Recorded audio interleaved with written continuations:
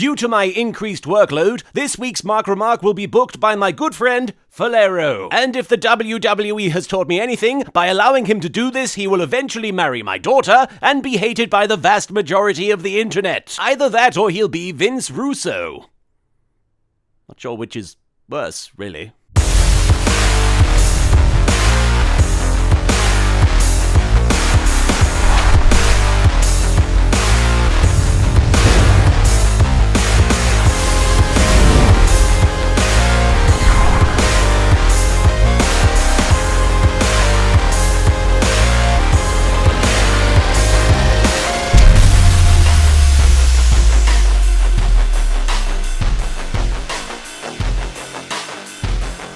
Hello, my fellow Marks, and welcome to the Mark Remark, the greatest parody of sports entertainment since Wrestling Society X. My name's Martin, and you turned the tables on me. You turned the tables in a wrong way. This week on John Cena Lab 2021, we are in London, England, also known as the only actual location in England. Thankfully, the WWE made it easy for their audience to comprehend the change in location by having massive Union Jacks, red telephone booths, and a London cab on the stage. And just in case that wasn't enough, they also make sure to show off such landmarks as Tower Bridge and Big Ben. Big Ben. You know Big Ben, right? WWE Universe? Good. You get a gold star. And speaking of giant clocks, oh my apologies, giant cocks, John Cena has arrived. And the British fans are so pleased to see him that they start serenading him with the official John Cena anthem, featuring such lyrics as John Cena sucks and John Cena sucks. They're almost as creative as Kurt Angle's. John Cena has this to say about the vibrant London crowd. Raw is live from London, and London is loud. London is loud!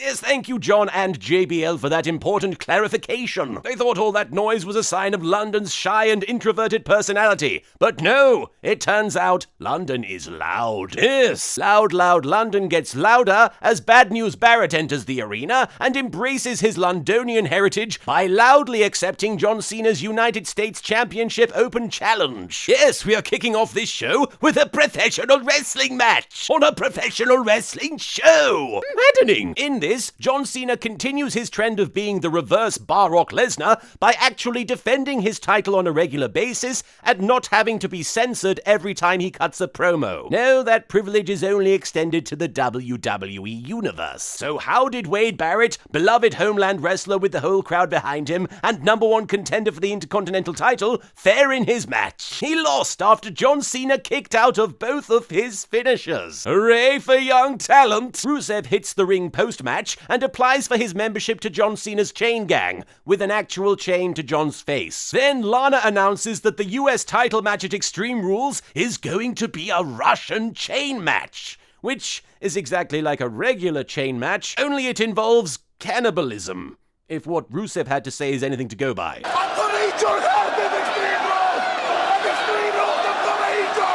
Good Lord! I know it's Extreme Rules, but that's a little too extreme, don't you think? Kalima! Kalima! Also, my sources inform me that in some states, this is called a Chesapeake Ripper match. We're told that Seth from Street Fighter 4 and Mandy Moore will be having individual matches to determine what the stipulation will be for their World Heavyweight Championship match at Extreme Rules. I just hope it's not a Russian chain match. I mean, you know that somebody called the Apex Predator will literally eat another human being if it's part of the rules. It's time for a Divas Battle Royal to determine the #1 contender for the Lipstick and Eyeliner Championship. I'd say this was going to be memorable, but I don't think that the creative team can even remember who half of the women in the ring are. So it's likely just going to be a whole lot of scantily clad nothing. The Bellas are going to be guest commentating on this match, because apparently the regular announcers weren't annoying enough on their own. Luckily, Best Girl Paige is there, making London and my cock very loud indeed. So how did Paige, the beloved Homeland wrestler with the entire crowd behind her, fare in this match?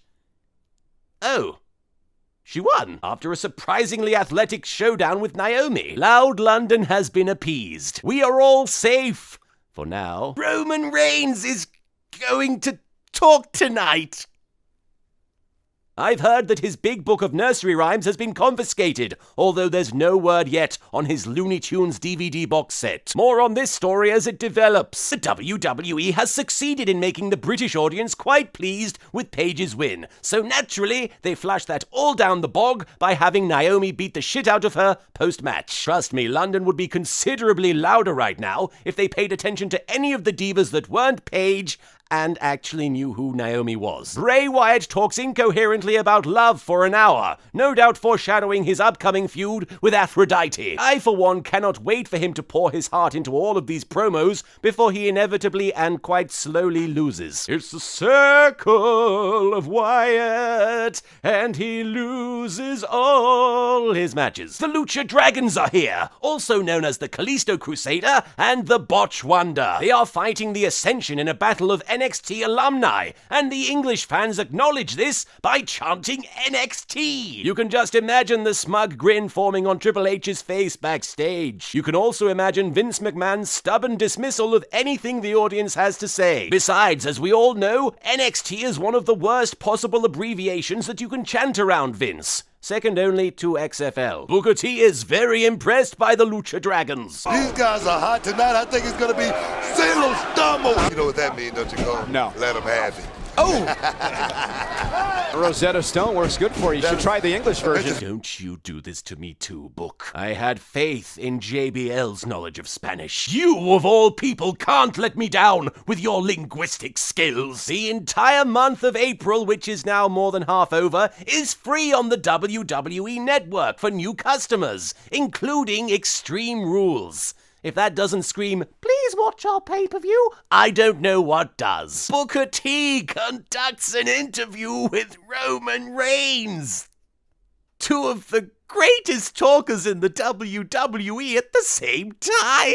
I cannot contain my overwhelming hype. Roman tells us that he can and he will become WWE World Heavyweight Champion, just like he did before WrestleMania, where he failed to become the WWE World Heavyweight Champion. Yeah, I have to say, the catchphrase isn't really working out. It's like if Steve Austin said, "And that's the bottom line," and then other people just kept talking. Or if nobody could smell what The Rock was cooking. Maybe switch it out for, "I could, I might." You know, give yourself some margin for error. Big Show interrupts Roman via the Titantron, because he is the Big Show, and walking to the ring is far more effort than he's willing to expend. He's proud of his victory at WrestleMania. I won the Andre the Giant Memorial Battle Royal, making me the greatest giant in history. Well, hang on, does that mean that Cesaro was the greatest giant of all time last year, when he won the Andre the Giant Memorial Battle Royal? Is that what happens when you win? Didn't seem like a great giant, in fact he just lost a lot. If that's what you've got to look forward to, NXT might as well have held a tournament to decide who didn't get to take part in the Andre the Giant Battle Royal. Would have been a much more exciting documentary detailing Hideo Itami's journey in avoiding WrestleMania. Roman Reigns retaliates to the greatest giant in history 2015 by threatening to force-feed the Andre the Giant Memorial Trophy to him. Silly Roman, Big Show doesn't need hell beating. In fact, I'd watch yourself if your match at Extreme Rules ends up being a Russian chain match. He'd eat that oily hair of yours for lunch. Roman adds an exclamation point to his promo by using his other catchphrase. And you can believe that. Believe that? Did he just say that as a question? You don't sound very sure of yourself when you tell people to believe that, Mr. Reigns. Honestly, you're not having very good luck with your catchphrases right now, are you? He also doesn't have much luck with obnoxious set design, as the Big Show walks out and chokeslams him onto the "Hey, look, it's England" cab. You shouldn't have made the greatest giant in history until next year mad, Roman. He's going to give you a beating at Extreme Rules before he inevitably loses. That's what the greatest giant in history does, after all. A lot. Raw is presented to you by Mortal Kombat X and Little Caesars Pizza. Two very good reasons to completely lose your appetite. Randy Orton comes out for his match, which will decide the stipulation for his match against Seth Rollins. Or at least I think it will. The announcers don't seem terribly sure. Whoever wins their respective match will choose the stipulation at Extreme Rules for their WWE World Heavyweight Championship. What if they both win? Well, let's cut Cole and JBL some slack this time. It's very likely that Vince McMahon decided all this 5 minutes ago and is still changing his mind. Actually, you can hear Triple H and Vince discussing it right now. Ah, no, scratch that. Let's have this dog decide the stipulations. But Dad, Vince, shouldn't they decide it in the ring? I'm Triple H. Are you kidding me? This dog is the future of the business. This had never happened in NXT. What did you say? Nothing. Randy Orton wrestles against the former greatest giant in history, Cesaro. Booker T has high praise for the 6'5" giant. I'm gonna tell you right now, we're putting nobody past Cesaro. This guy could beat you at any moment's notice. That's right, any moment's notice, Cesaro will take you out. It's those moments you don't notice where he stands no bloody chance. He's like the exact opposite of a ninja. Then again, giants are terrible at stealth. They also lose a lot, which Cesaro does here by disqualification. After Randy willingly clotheslines Tyson Kidd at ringside. So Orton wins by hitting somebody not involved in the match. That's some amazing dedication Cesaro is showing to losing, even though he's not the greatest giant in history this year. Cobra Commander walks out to the stage and gets extremely out of breath from doing so. He also restarts things as a handicap match and forces Randy Orton to take on the tag team champions. Luckily for him, the loss is strong with Cesaro, and after the first member of the DK crew out of nowhere to Tyson, Randy picks up the win. So now, he might get to choose his stipulation for the world title match, perhaps. Possibly. Maybe I should ask that dog. Backstage, World Heavyweight Champion Seth Rollins does his best impression of the WWE management by refusing to let Dolph Ziggler shine. Instead, he wants Kane to play Kevin Nash to his Hollywood Hogan and throw the match for him. But Kane has far too much pride, and so he should. After all, this is a man who first appeared on the WWE scene with the menacing gimmick of a dentist. Seriously, that shit is scary. Ever had a root canal? Terrifying stuff. Adam Rose faces Dean Ambrose and gets dropped on his nose and proceeds to lose. Big Show propositions Kane. Look, man, I feel for you, I do. We don't always get to do what we want to do. We do what we need to.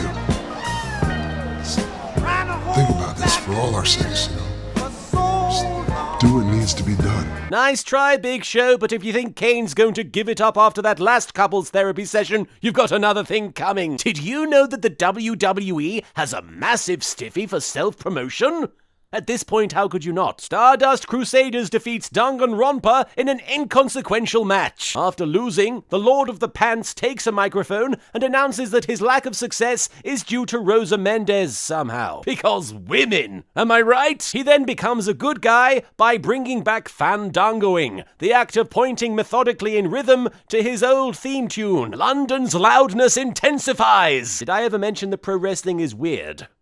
Because it kind of is. Daniel Bryan berates Kane's manhood, all the while sporting an incredibly masculine ponytail. Joey Jojo Jr. Shabadoo accompany the world champion for his match against the Big Red Businessman. London is surprisingly loud for a match that really just consists of Seth Rollins constantly yelling at Kane to lie down, and Kane repeatedly almost doing that. But in the end, Kane chokeslams the Architect and is about to deliver that one move that is banned unless you're him or The Undertaker. Then he thinks about that miserable job that he hates and how important all the constant humiliation it brings him is. This resolves him to do what's best for business, which, if WWE would have us believe from their constant mentions, is to shit on WCW like there's no tomorrow. In actuality, though, it's to let Seth beat him. So, in other words, what's best for business is to accomplish literally nothing. The Mizreen 4 boring subject takes on Mizdow in what must be the culmination of their long-standing feud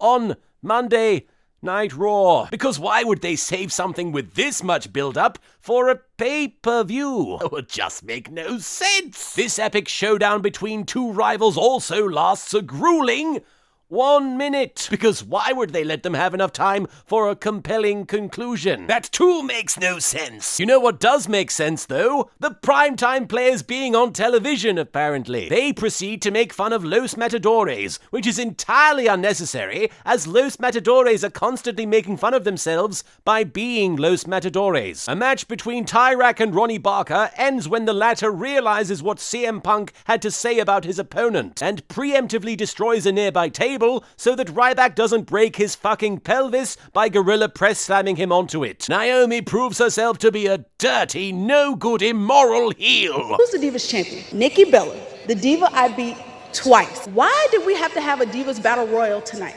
Nobody knows. It doesn't make sense. It's ridiculous. It blows my mind. I mean, do wins and losses mean anything around here? Oh, you cold-hearted vixen. How dare you make valid points about WWE's piss-poor logic? You scoundrel! You fiend! Mario Golf World Tour takes on Breville in an exciting match that everybody gets very excited about. So the natural follow-up is to have Sheamus show up and beat the shit out of both men. Oh, good. Great. No, good. Great. It's time for the Extreme Decision, where Randy Orton and Seth Rollins will decide whether to get fish and chips or a doner kebab after the show tonight. Seth is very insistent on battered cod, and Randy's all like, no, everybody gets that and it's never as good as they say it is. Seth Rollins declares that Randy is too OP, please nerf, so the RKO will be banned from their Extreme Rules match. As for Orton, he is far too sick of the Authority interfering, so he makes sure that they won't be able to by making their match a steel cage match. Yes, because an open-air cage with a door on the side will definitely keep all intruders out. Perfect strategy there, Randy. Smacking on to Crackdown, John Cena comes out and attempts to explain the rules to a Russian chain match, but for some reason chooses to omit the part where you fucking eat your opponent. Cesaro and Tyson Kidd interrupt the proceedings, but they're not here to answer the John Cena Open Squash Match Challenge, which makes John very upset, as wrestling the tag team champions would be overwhelming odds, and as we all know, he gets a raging stiffy from overcoming those. Daniel Bryan actually gets to do something. He comes out and does his best Teddy Long impression by making this a tag team match, which is honestly better than his other Teddy Long impression, where he dances around awkwardly and uses a lot of racist street lingo. Holla. The match is set, and John Cena only gets a semi from the odds being only slightly overwhelming. Don't worry, John. I'm sure all that cannibalism at Extreme Rules will be more than enough odds for you to overcome. I mean, providing you do better than Will Graham did. I would love to see you kick out at 2 from a bloody linoleum knife to the guts. K Gotta Go Fast is set to wrestle Bray Wyatt. Wait, you mean Bray Wyatt's actually going to perform in the ring, instead of just standing in the back being cryptic and unsettling? Wrestlers? Actually wrestling? No, this is just too strange. You've gone too far, WWE. Byron Saxton compares Bray Wyatt to Shrek. So many layers to this man. Oh, come on now. An overweight hermit who comes from a swamp and has various hairy sidekicks? I think you're going ogre board there, Byron. R-Truth's potatoes stand no chance against Bray Wyatt's onions, and the match is over. Bray is love. Bray is life. In a pre-recorded interview, Roman Reigns says that he's going to take all of the punishment that his sworn enemy dishes out against him and then just keep going. But enough about the WWE Universe. He's also going to wrestle The Big Show at Extreme Rules. It seems that the Miz and Mizdow feud is still going on. What? After that epic encounter on free television? How do you follow that? Miz has scathing words for his former stunt double. We all know that Mizdow is nothing without the Miz. Lies and slander! You take that back, Miz. I mean, without Miz, Mizdow is Dow. It's hardly nothing. I mean, it's not really a thing either, but still. Bad News Barrett arrives on the scene, and oh boy, it's time for another thrilling battle of attrition here. Just how long will this Miz match go? Well, you could probably tell by my sarcastic foreshadowing that Miz didn't even last a few seconds before getting bullhammered and losing. Remember when Miz main evented WrestleMania? Of course you don't. Backstage, Miz tells Mizdow that his win was a fluke. After all, Miz is such an accomplished wrestler who totally didn't just lose in record time moments ago. Summer Rae's fanfiction is surprisingly complicated. Everyone knows that Mizdow does The Miz better than The Miz. Nobody does me better than me. Ah yes, clone erotica, my favorite. A new challenge is made where if Mizdow beats Miz on Raw, he gets the rights to the Miz name and likeness. I don't see this as being much of a prize. Getting to not be the Miz seems like more of an upgrade to me. Shameless takes on Neville in the next match. The decidedly Scottish-looking Irishman prefaces the bout by expressing his distaste for undersized wrestlers, instead lauding underskilled wrestlers such as himself. During the match, Sheamus yells, Are you not entertained?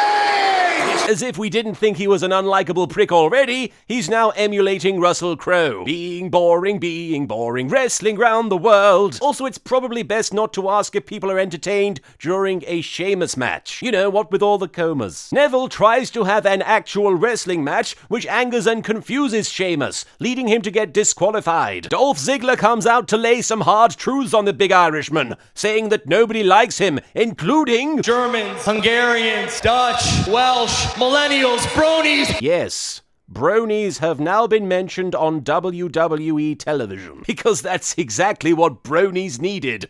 More acknowledgement. Best Pony Sheamus hides his Applejack Dakimakura and declares that their match at Extreme Rules will be a kiss me ass match. I can't tell what's more degrading for Dolph here, the prospect of kissing Sheamus's ass, or yet another comparison to Billy Gunn. New Coke takes on Mama Luigi, and the former gives their opponent the clap. I don't think anybody is a winner in this scenario. Fandango dumps Rosa Mendez. Women, am I right? And if that wasn't humiliating enough, Adam Rose starts hitting on her. Wait a moment. Adam Rose! Rosa Mendez! I think we're onto something here. Something very shit. The greatest giant in history until further notice announces that his match with Roman Reigns at Extreme Rules will be a last man punching match. Because that's really all they're going to be doing. Punching. It's a Divas triple threat match between 3 talented female wrestlers. But as we all know, whenever Paige isn't on screen, the people of London are asking, where's Paige? So nobody pays much attention. Way to hashtag give birds a chance, England. Fandango and Adam Rose face off in a battle of painfully catchy theme tunes, which ends when Rosa Mendez, women, am I right? Causes a distraction. More rhythmic pointing ensues. See, Fandango's good now. Because he points! I suppose it worked for Daniel Bryan. Thank God, Bray Wyatt is going to be cryptic and unsettling after all. He proceeds to inform us that somebody once told him the world was going to roll him, and that he ain't the sharpest tool in the shed. In the main event, John Cena actually has to overcome a fair few odds. His newfound erection gives him the strength to tag in Daniel Bryan, who does a lot of kicking and eventually puts Tyson Kidd in the Nigel Farage. And that's it for this very British edition of the Remark. Be sure to join us next time, where I'm certain we'll finally see that dog get his world title push. Ah, no, scratch that. Let's have my ass fight for the world championship. Ah! But Dad, nobody wants to see that. Ah, yes they do. My ass is the future of this business. Ah! You know what? Never mind.